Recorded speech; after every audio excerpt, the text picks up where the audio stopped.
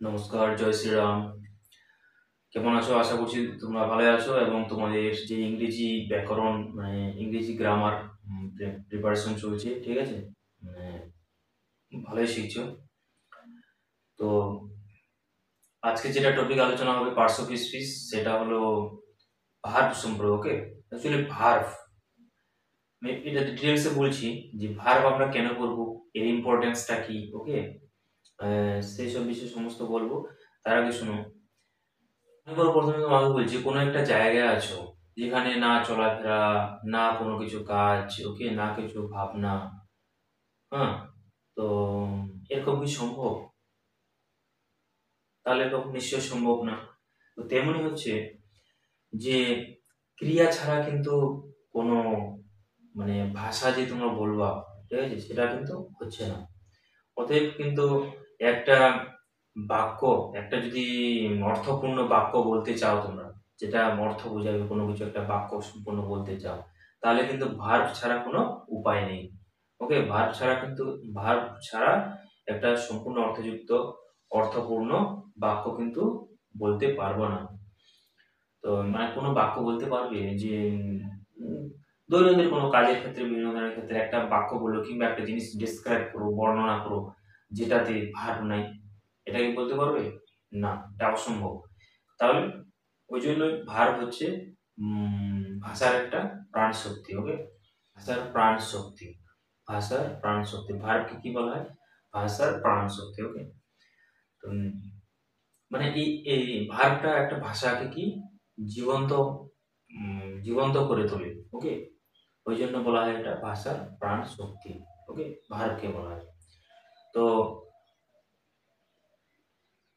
তাহলে যে verb is a word that expresses an action. Okay, action instead of being an occurrence. যে শব্দ কোনো কাজ, অবস্থা বা ঘটনাকে প্রকাশ করে, ঠিক আছে, সেটাই হলো ক্রিয়া। তো ক্রিয়ার ভাগ রয়েছে। প্রথমে ক্রিয়ার ভাগ মধ্যে চলে আসলাম হচ্ছে মেন ভার্ব। এটা তোমরা বলতে পারো অ্যাকশন ভার্ব। ওকে, মানে কর্ম সম্পাদনকারী ক্রিয়া, মানে কাজটা যে সম্পন্ন হবে সেটাই হচ্ছে অ্যাকশন ভার্ব। ওকে, যেমন যদি আমি বলি দা বয় ড্রিঙ্কস ওয়াটার, তাহলে এখানে ড্রিঙ্কস এটা হলো কি, এটা হচ্ছে একটা কাজ, হচ্ছে পান করা, তাহলে এটা হচ্ছে অ্যাকশন ভার্ব। তারপরে চলে আসলাম লিঙ্কিং ভার্বস। লিঙ্কিং ভার্বস কি বলতো?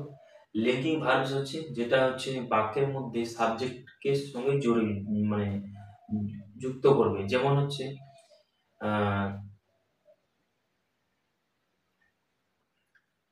হি ইজ ইল, সে হয় কি অসুস্থ। ওকে, সে হয় অসুস্থ, তাহলে হি ইজ ইল, তাহলে এটা ইজ হলো। ওকে, এটা subject, subject he is ill. Okay, তারপর চলে আসলাম হচ্ছে যে helping verbs. Okay, helping verbs বা অক্সিলারি ভার্বস, এগুলা কি বলতো? এগুলা হচ্ছে মেন যে ক্রিয়া, প্রধান মুখ্য প্রধান ক্রিয়াটাকে, এটাকে কি করবে? হেল্প করবে। ওকে, হেল্প করবে। যেমন I am writing a letter, I am writing a letter, তো মেন ভার্ব কি? লেখা, রাইট। এটাকে তার আগে কি হয়েছে? এম হয়েছে, তো I am writing a letter, তাহলে এটা হচ্ছে এম, এখানে হচ্ছে এটা হেল্পিং ভার্ব বা অক্সিলারি ভার্ব। ওকে, তারপরে ভার্বের প্রকারভেদ রয়েছে, যেমন ট্রানজিটিভ ভার্ব আর হচ্ছে ইনট্রানজিটিভ ভার্ব। ট্রানজিটিভ ভার্ব মানে কি? যে এই ভার্বগুলোতে কিন্তু অবশ্যই কি থাকবে? মানে ব্যক্তি বা বস্তু প্রয়োজন। এই ভার্বগুলো মানে ভার্বগুলোর সাথে কিন্তু অবশ্যই ব্যক্তি বা বস্তু থাকবে। হুম, তো ট্রানজিটিভ ভার্ব তাকেই বলবো যে ভার্বের মধ্যে কর্ম থাকবে। ওকে, কর্ম, কর্ম বলতে কি? অবজেক্ট থাকবে, সে বস্তু হতে পারে কিংবা কি হতে পারে, ওই প্রাণী হতে পারে। ওকে, যেমন সি ব্রক দ্য চেয়ার, তাহলে কি? সেই চেয়ারটা ভাঙলো। তাহলে কি ভাঙলো, চেয়ারটা। ওই জন্য এটা হচ্ছে ট্রানজিটিভ ভার্ব, ব্রকটা। ওকে, যেমন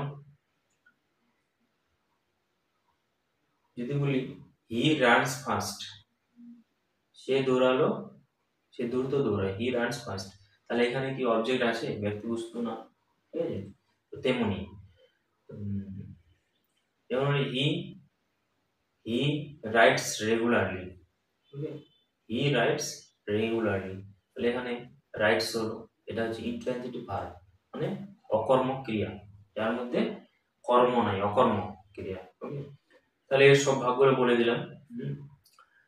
তো মেনলি এসবই ক্রিয়ার প্রকারভেদ রয়েছে। আমরা দেখলাম কি কি, প্রথমে দেখলাম যে অ্যাকশন ভার্ব, তারপরে লিঙ্কিং ভার্ব, তারপরে হচ্ছে হেল্পিং ভার্ব, তারপর ট্রানজিটিভ ভার্ব, তারপর হচ্ছে ইন্ট্রানজিটিভ ভার্ব। এটাকে খুব সুন্দরভাবে শিখতে হবে, এবং ক্রিয়ার কাল অনুযায়ী কিন্তু ভার্বগুলো পরিবর্তন হয়। ওকে, যেমন ক্রিয়ার কাল বলতে কি, যে বর্তমান কাল আছে, বর্তমান কাল, অতীতকাল, ভবিষ্যৎকাল। ওকে, যেমন আমি যদি একটা বাক্য বলি যে he writes a letter, he writes a letter, তাহলে এটা হলো প্রেজেন্ট টেন্স, রাইটস হলো হি রোট এ লেটার, রোট এখানে হলো কি, এটা past tense. Okay, he will write a letter, এটা কি, সে একটা চিঠি লিখবে, তাহলে এটা হচ্ছে একটা ফিউচার টেন্স, ভবিষ্যৎকাল। ঠিক আছে, তো এরকমই। তো ভার্বটা খুব সুন্দরভাবে পড়তে হবে, এবং তোমাদের কিছু কিছু ভার্ব কিন্তু ওয়ার্ড এগুলোকে মুখস্থ করতে হবে। মোটামুটি ধরে নাও তোমাদের ভার্ব মুখস্থ করতে হবে, ভার্বের 3টা form mainly, V1 V2 V3। তো এগুলো কিন্তু টেন্সের সময় তোমাদেরকে বলে দেবো। ভার্ব ছাড়া কিন্তু কোনো বাক্য অর্থপূর্ণভাবে বলা সম্ভব নয়। আশা করছি তোমাদের এই ক্লাসটা খুব হেল্পফুল হবে, এবং ক্লাসটা কেমন লাগছে তোমাদেরকে অবশ্যই কমেন্টে জানাবো আমাকে। ঠিক আছে, তো তখন সুস্থ থাকো, শিখতে থাকো, দেখা হচ্ছে পরের ক্লাসে। বাই।